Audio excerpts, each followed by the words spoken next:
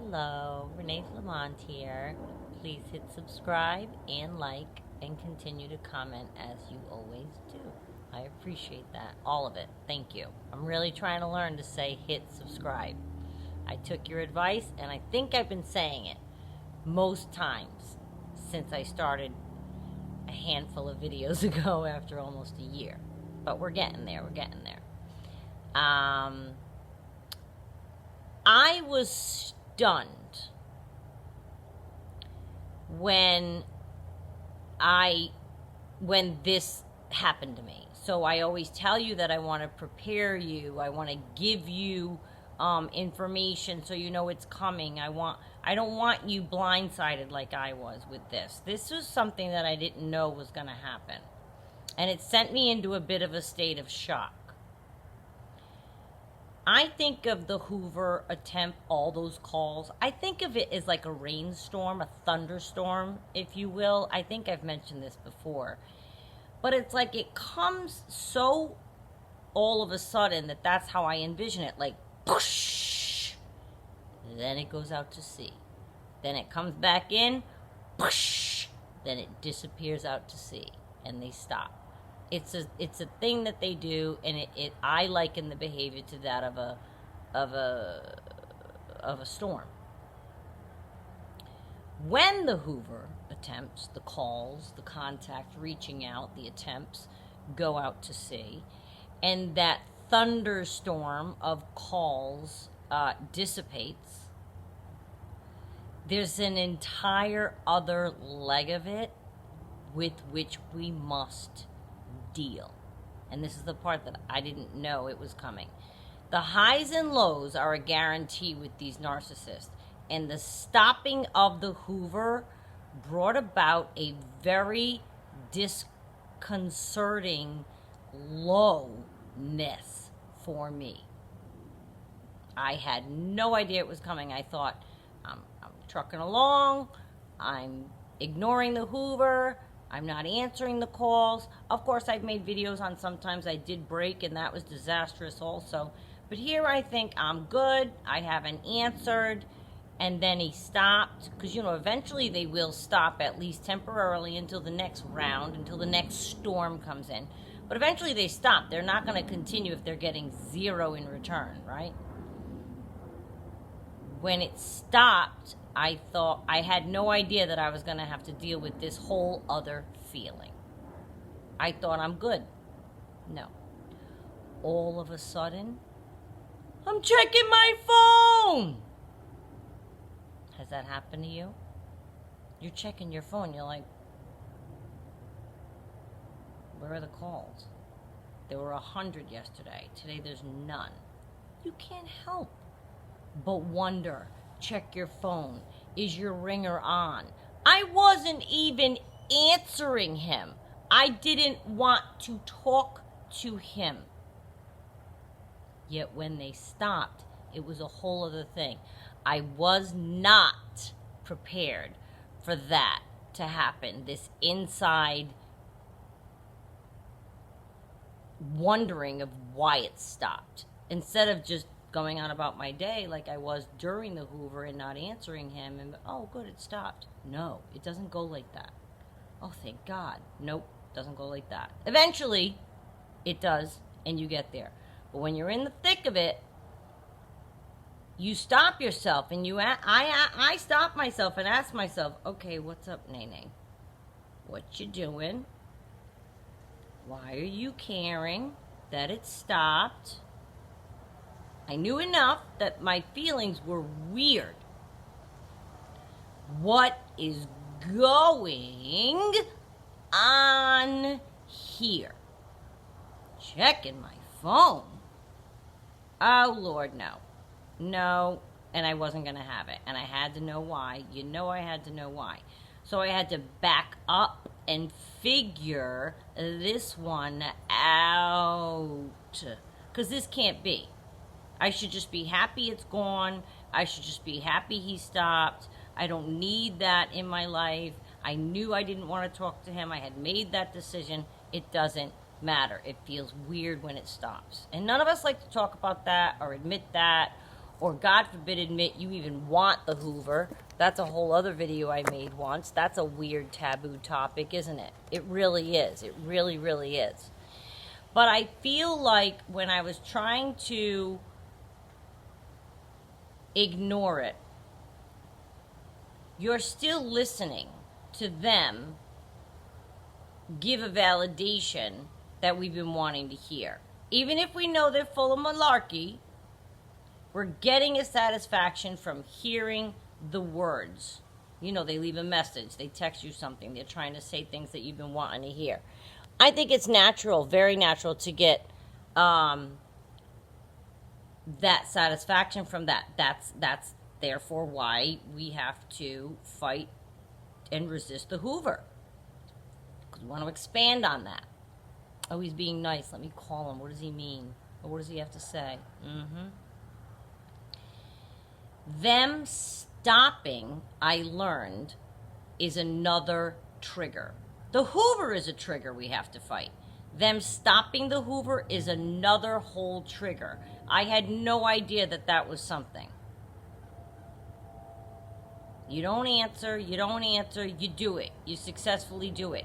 You make it through this thunderstorm of intense love bombing, which happens with a Hoover, of course, and as they always do, and then the Hoover ends. Now you're left with this feeling of, it's like, wait, what?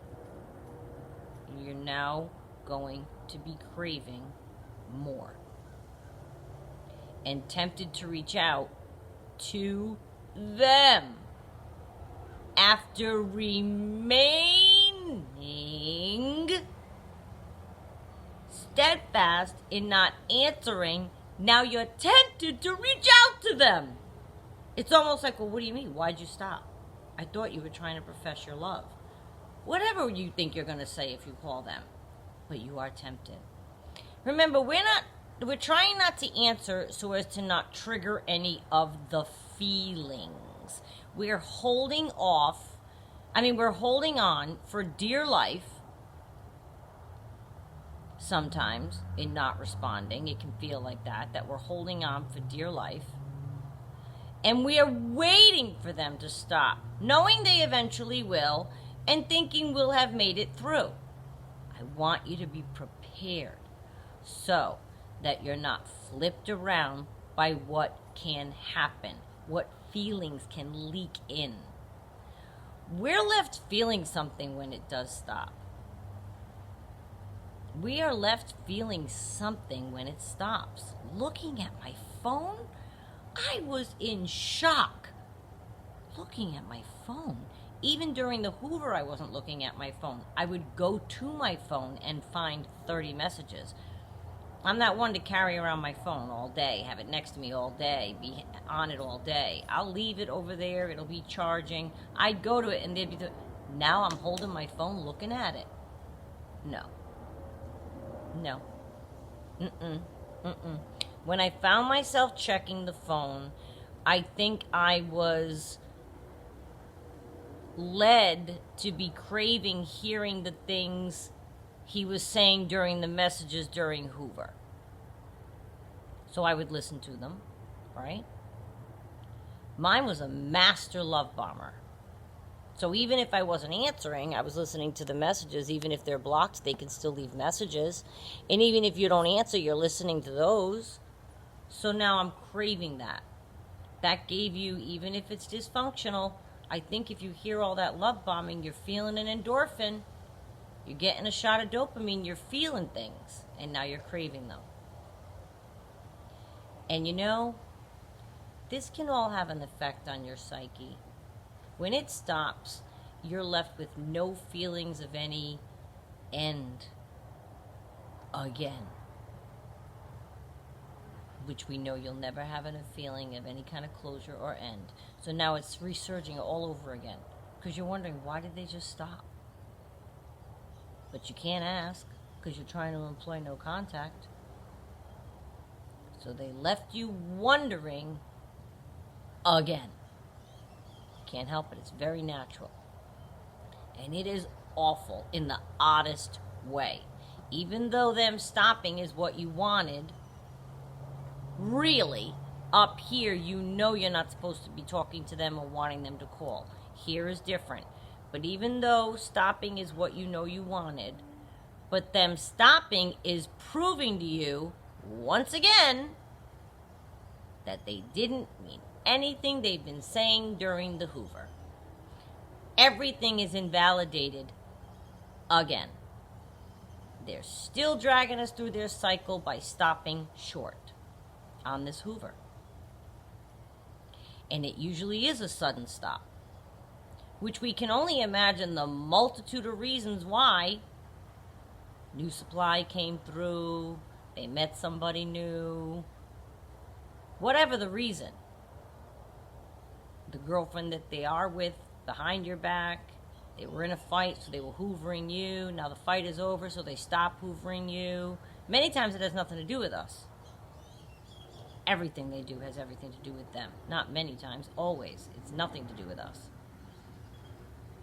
This can all make you suddenly have an urge to call them.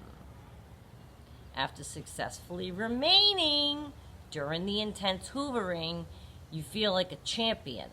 Now all of a sudden you're reduced to, now I want to call them. I'd get through 50 messages, pictures he'd send of us, of him, of me that he had, songs, whatever. And then this feeling? Ugh, no. But once I dissected it, I could handle it. I was better equipped to handle it, and I did handle it. Me looking at my phone after not having done so shocked me. Stunned I was. I think we're maybe craving good chemicals now, following feeling sad through the Hoover with listening to messages and such, as well as the endorphins that kind of try to make you feel good when you're listening to the messages and such, of them saying everything you wanted them to say. It's all wrapped up in one big sadness.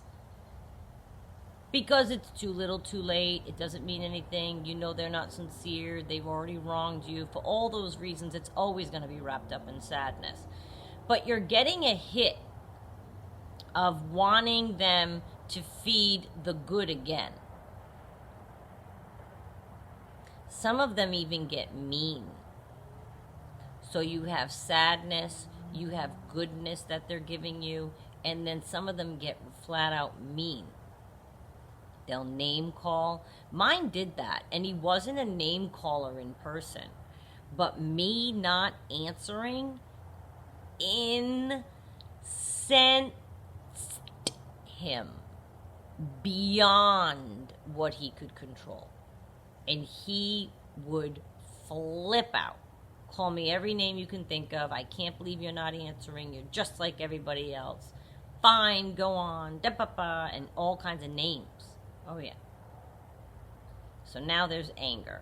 And I'm still looking at my phone when it stopped. So he'd blow up on the message when crying didn't work. Because he would cry, beg, there was pleading. Don't do this to us. I can't not have you in my life. Please. You're my best friend. I can't picture going forward without you. I mean, he laid it on thick. And then he'd lay on the name calling just as thick. And then he'd lay on things that would make me sad. He'd lay those on thick. The range of emotions you can feel go from satisfaction because they're saying stuff, sadness and despair if they get mean, confusion when they stop short, and anything in between. In order to maintain a handle on all of these, I just want you to be aware that they're coming. Because I was not. I didn't hear any of that, or I didn't listen, or I don't know, I just never heard that in any of the things that I looked up. I had never been told, be prepared for this wave of emotion if the Hoover stops. You're told, ignore it, no contact, don't look back, period. But there is a wave of an emotion when it stops. And I want you to be prepared for it because I was not. And I It threw me for a loop from which I had to recover. And we don't need anything more from which to recover with these narcissists. I just wanted to let you know.